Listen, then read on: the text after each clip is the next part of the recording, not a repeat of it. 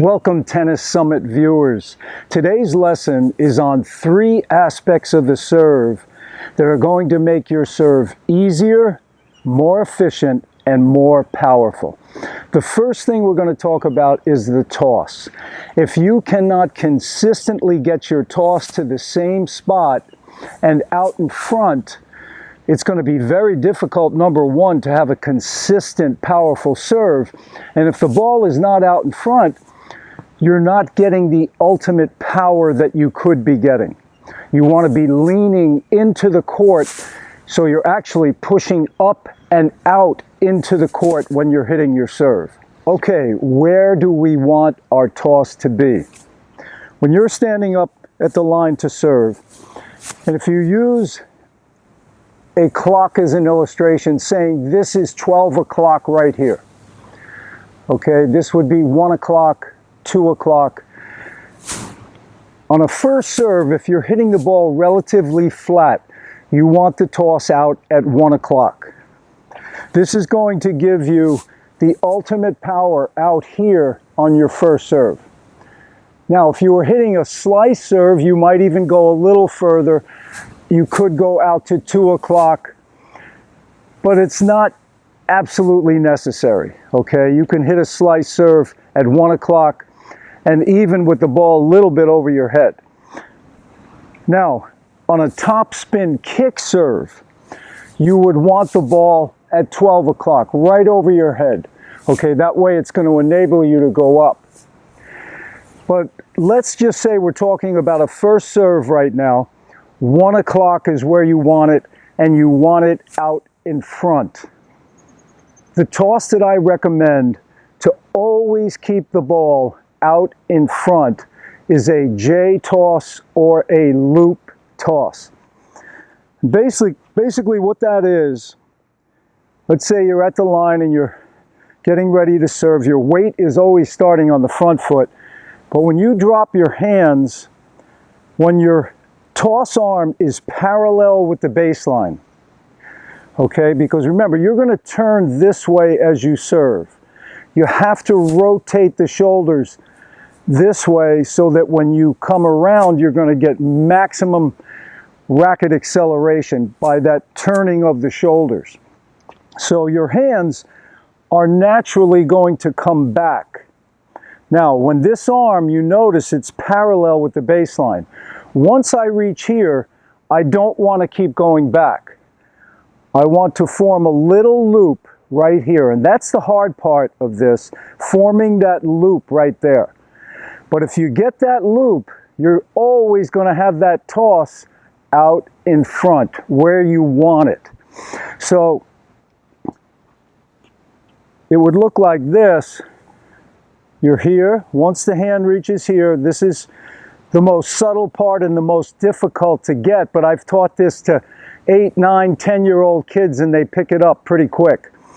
Right here, you're going to loop this arm and hand this way. So the loop happens right here and you loop that way. That way you're always leaning in as you hit the serve. You're always leaning forward. And that's what you want for ultimate power. You want your weight pushing up and out into the court. So if you can work on that loop toss, you're going to get that ball out in front. And in a good toss, you'd be very surprised to know that it will land well inside the court. If you didn't hit the ball and just let it drop. So I'm going to toss one here. Okay, boom. I could have hit that toss, and that toss was, I'm not kidding you, at least 4 feet inside the baseline. And I could have hit it without foot faulting, because remember, you're leaning into the court as you hit. So, loop toss, it's going to keep that ball out in front, enable you to get your weight and your forward movement into your serve, meaning more power. Okay, here's a little drill that you can do to ensure that your toss is always out in front. Just put a racket on the ground. I've got one here that's about 2.5, 3 feet out into the court. And I don't want you to hit the ball, I just want you to release the toss and see if you could have actually hit it by leaning in. You know, you're leaning in, but you're not foot faulting. Remember, your body is like that leaning tower of Pisa over there in Italy, okay? You're like leaning in as you hit. I want you to make sure that you could hit the ball, and you'll be surprised at where that toss is actually landing, well into the court. So I'm here, and I'm just trying to toss and see, okay, I toss a little further out in front, so I'm going to even go further out with the racket. I'm about 3.5 feet out there. So I'm just, now could I have hit that? Yes. And that landed very close to that racket there. I could have hit that again, very close to the racket. So try that. It's a good little drill. You're going to be surprised how far that toss can go out in front without a foot fault, but you're leaning in, you're going up and out into the court. It's going to give you more power.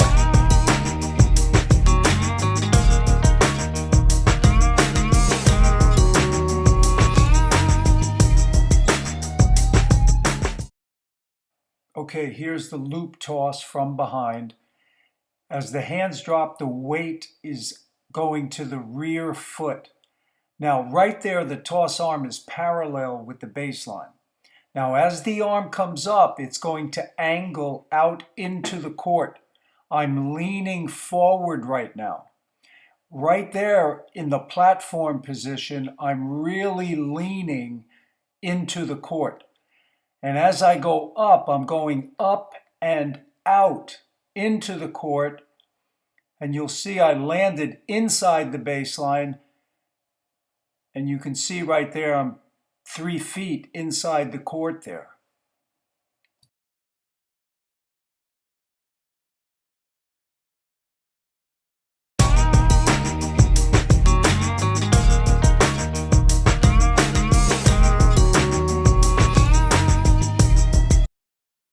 Okay, the loop toss, the weight is coming back to the rear foot. Right there, the toss arm is parallel with the baseline. Now, as the tape rolls, as the toss arm comes up, the weight will transition to the front foot. Okay, now watch as that arm comes up. The weight is transitioning to the front leg, and I go to the platform position right there. Now from there, I'm going to push up and out into the court. Right there, I'm going up and out into the court. Another thing that's going to help your serve be easier, more efficient, and more powerful is lowering the toss. I've been saying this for years. I think people are tired of hearing me say it, but it's so important to do it if you want to have a consistent, reliable serve and make your serve easier. Now, I know there's been a lot of talk over the years, you know, toss high, that way you have time to load up and really explode into the serve. But hey, there are people now on the tour, both the men's side and the women's side, that toss the ball just to the peak of their reach, and they're having huge success. Okay, the reason for that, it actually speeds up your hitting arm, because when the ball is just to the peak of your reach, you're not going to slow down thinking about all this loading up and so forth. You're just going to go after the ball with your hitting arm. So it actually increases your power. The other reason why a lower toss makes it easier is because when a toss is just to the peak of your reach, it's in your hitting zone 10 times longer. 10 times longer when you just toss to the peak. And a lot of people, you know, you'll see them, their friend is having trouble with their serve, and their friend with good intentions will say, toss the ball higher, toss it higher, it'll give you more time. It's actually giving you less time when you toss it higher. The reason for that is when you toss the ball out of your reach. Now let's say this is my hitting zone right here. This is where I want to hit my serve. In the middle of the racket to the upper half of the racket, up here. You don't want to go too far up into the tip, but up in the upper half of the racket is where you want to hit your serve. Now, if I toss the ball higher than this, this is where I need to toss the ball. That's as high as I can reach, let's say, right now. Now, if I toss the ball way up here, okay, now if the ball's way up here, now I have to wait for the ball to get to here before I can hit it. That slows your swing down. You're waiting for the ball to come down. Now, as the ball starts to drop, it's picking up speed. Remember, it stops for that millisecond in midair, then it starts to pick up speed. But by the time the ball reaches your hitting zone, it's going fast because it's dropping at the rate of gravity, it's picking up speed. So it's in your hitting zone less time. When you just toss the ball to the peak of your reach, the ball stops for that millisecond in midair, and then it starts to drop, but it's dropping slower here. It hasn't picked up speed yet. So you actually have 10 times more time to hit the ball when you just toss to the peak of your reach. And by the way, a toss to the peak of your reach is much more friendly on windy days, okay? You don't want the ball up there, you know, people typing in second floor, you know, office buildings can see a tennis ball going up, you know? You don't need a high toss like that. Okay, so what you need to be thinking is when you release the toss, once you let go of the toss, which you're letting go approximately nose high, that's when you'd let go. As soon as you let go, start swinging. Start swinging at the ball so you can meet it just when it reaches that peak. That's going to be the most optimum time to hit it.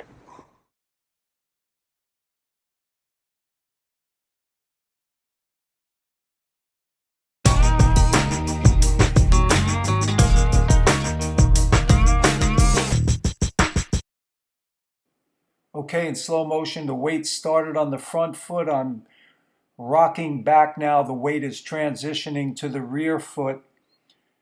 Now, as the hands come up, I'm going to release the ball right there about nose high.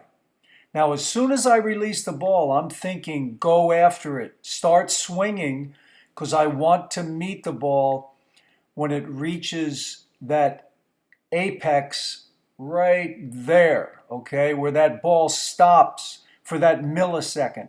It may have dropped a half an inch, but not much. Now, as I finish the swing, look at the pronation. The hitting arm has pronated. The palm of my hitting hand is facing the fence on the right side.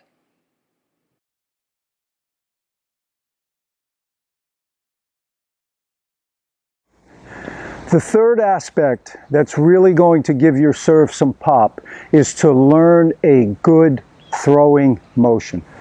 When you watch a pitcher in baseball, okay, they start facing home plate, but you notice as they're winding up, what's the first thing they do is they turn.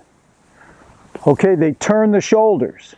That's the same thing you're doing when you're serving. You start sideways, and when your hands come back, you're turning your shoulders, okay?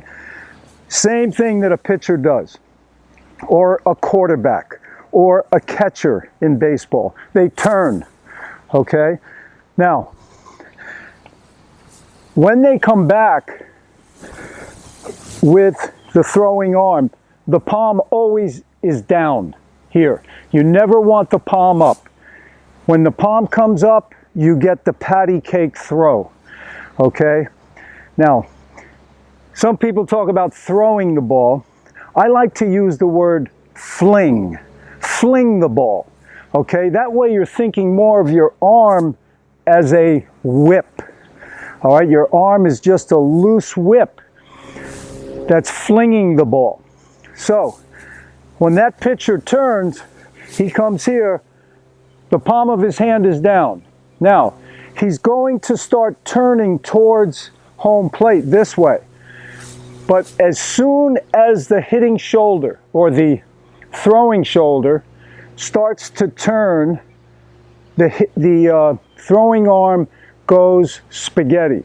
So as this shoulder turns, the arm just relaxes, the palm is still down, and that allows the arm to come back to this position, which would be the racket drop position in tennis. That's when your racket, so when you reach this position and your arm just relaxes and goes spaghetti, that's when the racket drops down behind your back. Okay, and that's going to give you more pop on the serve as well. So you've got to learn how to throw. So even if you go to the court with a bucket of balls and just stand on the baseline, or you know, when you're at the beach with your grandkids, have a catch, you know, play catch and just learn how to throw the ball. And when you bring your arm back, remember, palm down here, then just start to turn the shoulder and let the arm just relax so you can fling the ball. Okay, so come back to here, relax, and fling. And you're just practicing throwing here. And you can even, you know, pretend you're tossing the ball. So you're going here and throwing. And it's just like a throwing motion. Because when a pitcher throws, their hand, the palm of their hand when they come around, is usually facing them a little bit. But as they fling, the arm pronates or turns out to the outside, to that side there. So they're coming up like this, and the arm pronates this way, and the palm of my hand now is facing that side fence. That's pronation. I don't want you to think about that too much, but if you get that, if you just get to here with that palm down, relax the shoulder, relax the hitting arm, you're going to get that fling. Use the football. It's got weight, a little added weight to it, and you're basically doing the same thing. You're just bringing it back, just like you're serving and you're throwing.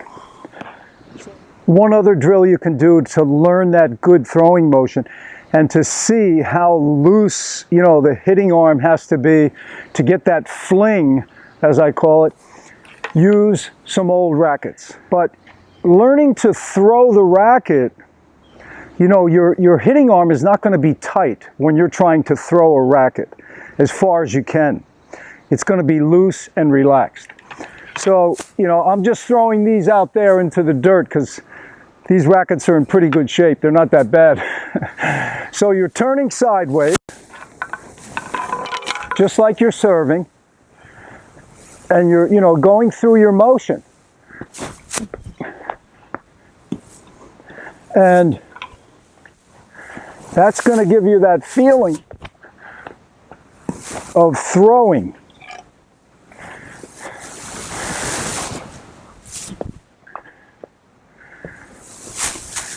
So try that as well. Throwing motion, key to more pop on your serve.